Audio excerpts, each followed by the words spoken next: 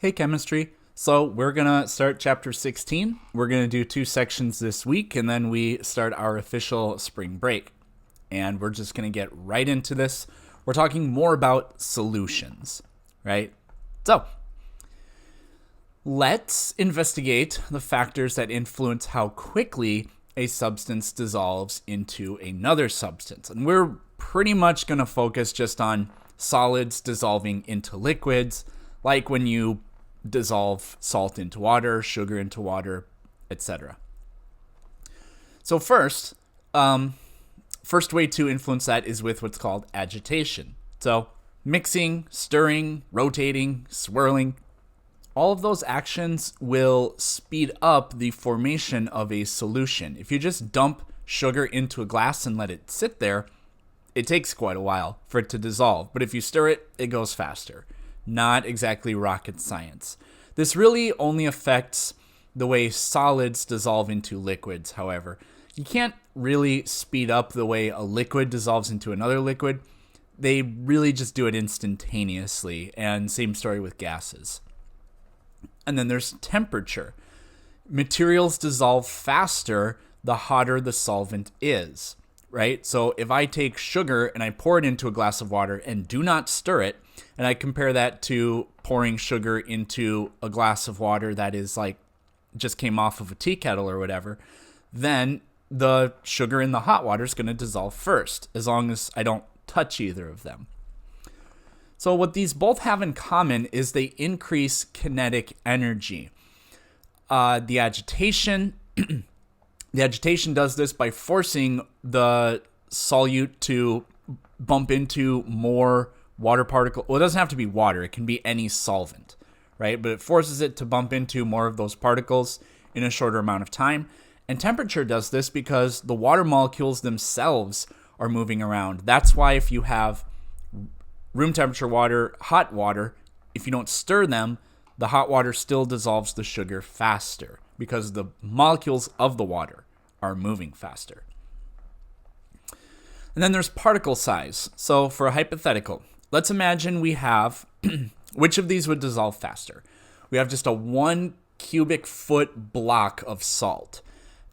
And on the other hand, we have 5,000 pounds of granulated salt. So we'll assume we have like 2 equal sized swimming pools, and we just dump one into one into the other.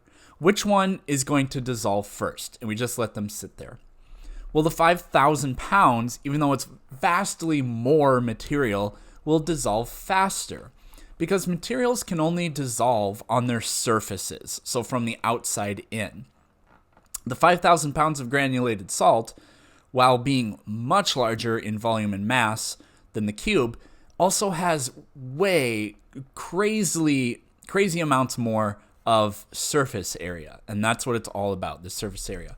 So you could try this at home. If you have sugar cubes, take a sugar cube and take what you think is an equal amount of granulated sugar and dump them into separate containers of water or whatever, and time how long it takes for them to dissolve. You should see a pretty big difference.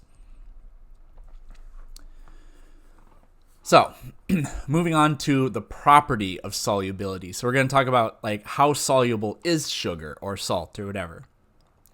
Well, if I have 100 grams of water at 25 degrees Celsius, you can only dissolve 36.2 grams of salt into it.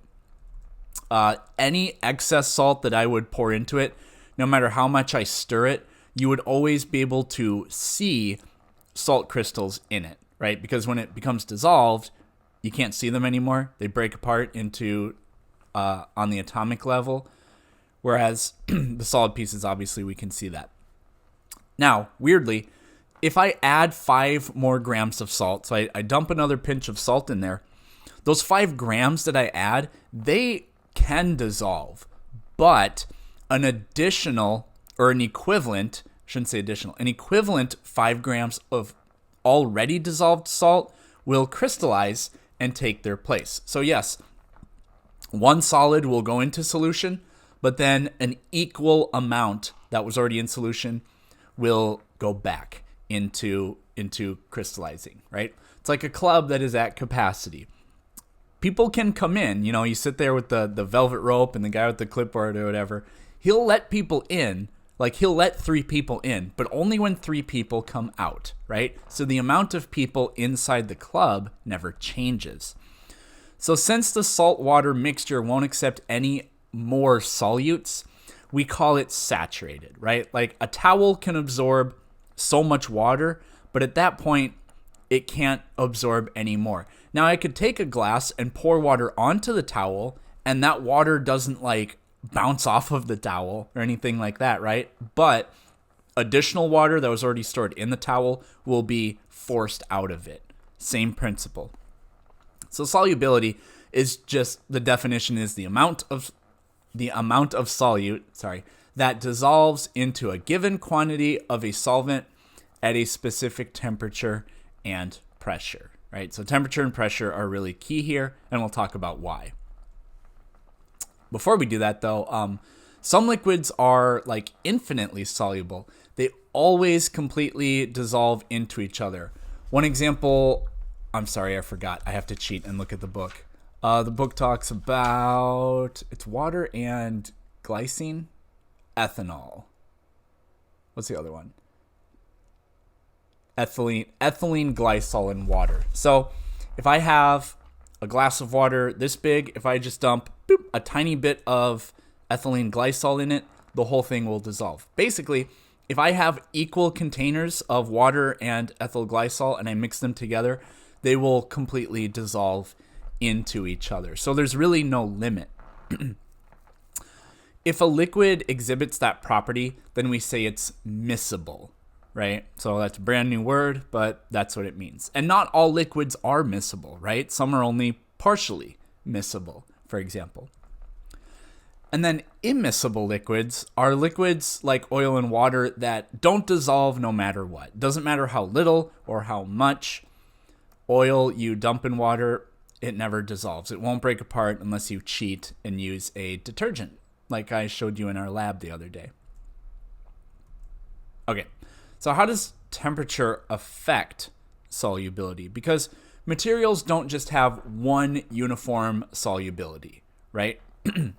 It changes with temperature, except for materials that are not soluble. So oil and water, like the oil has a solubility and it's 0, and you can't change that, right? But for things that do mix with water, you can vary how soluble they are. So remember our 36.2 grams of salt we mixed with 100 grams of water. We can make an additional 3 grams of salt dissolve into that water by heating the water up to its boiling point. For most solid substances, the hotter the solvent, the more of the substance can be dissolved into it. Now, what's funny is the opposite of this is true for gases, which makes sense if you think about it, because a gas wants to escape from the liquid. So the hotter the liquid is, the easier it is for the gas to escape from it. So if we look at these graphs here, the graph on the left shows a bunch of different solid materials. So we have NaCl, that's salt. The bottom one that's circled is potassium chlorate. I'm not actually sure what that is, but we can see that its solubility gradually increases. And it's not linear, it's sort of quadratic, right? So if I heat the water up to its boiling point, 100 degrees, for KClO3, I can fit about 58 or 59 grams into it. But if that water was room temperature, which is 20 degrees, I can only fit about 6 or 7 grams into it. So that's a pretty dramatic change, right? So at 20 degrees Celsius, here's something cool you can do with this. At 20 degrees Celsius, water will hold around 90 grams of sugar. That's it. But at 50 degrees Celsius, water will hold way more. It'll hold about 215 grams of sugar, way over twice as much, right? Now, what do you think would happen if we dissolve 215 grams of sugar into the hot water, 50-degree water, and then let the water cool down to 20 degrees? 20 degrees is room temperature. What do you think will happen?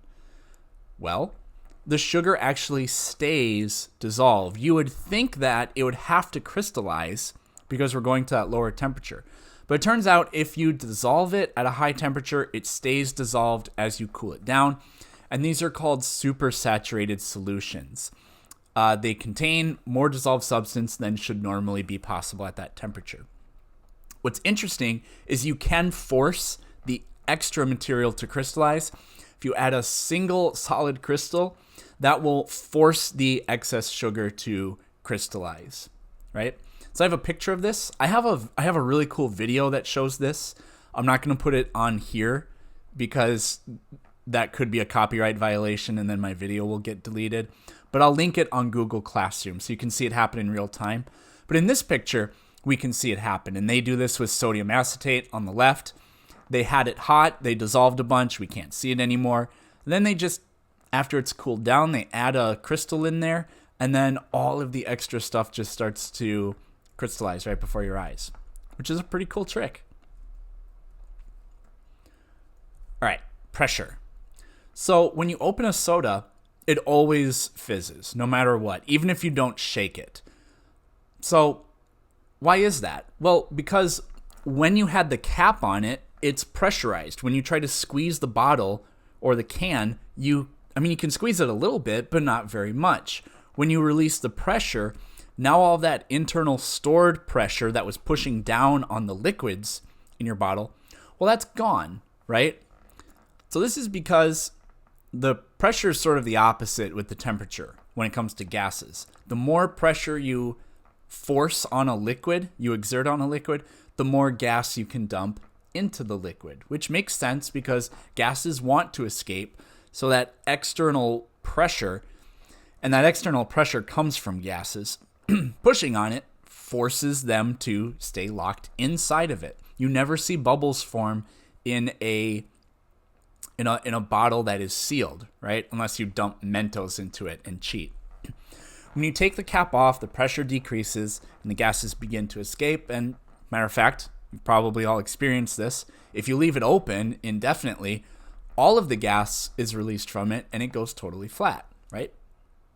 So there's actually some math related to this. It's called Henry's Law, which just states that at a certain temperature, you need to keep the temperature the same. The solubility of a gas in a liquid is directly proportional to the pressure of the gas above the liquid, which is the pressure pushing on the liquid. And here's the formula: S1 over P1. So the initial solubility divided by the initial pressure will be equal to, if we change the pressure, we can calculate what the new solubility will be just by using this equation. Very easy conversion factor. You do have to do this in your homework for this week in your textbook, but it's fairly easy. And that is it. That is all I have for this lesson. Check out that extra video with the crystallization of the supersaturate on Google Classroom. And other than that, have a nice day. The next video will go up on Thursday. Take care.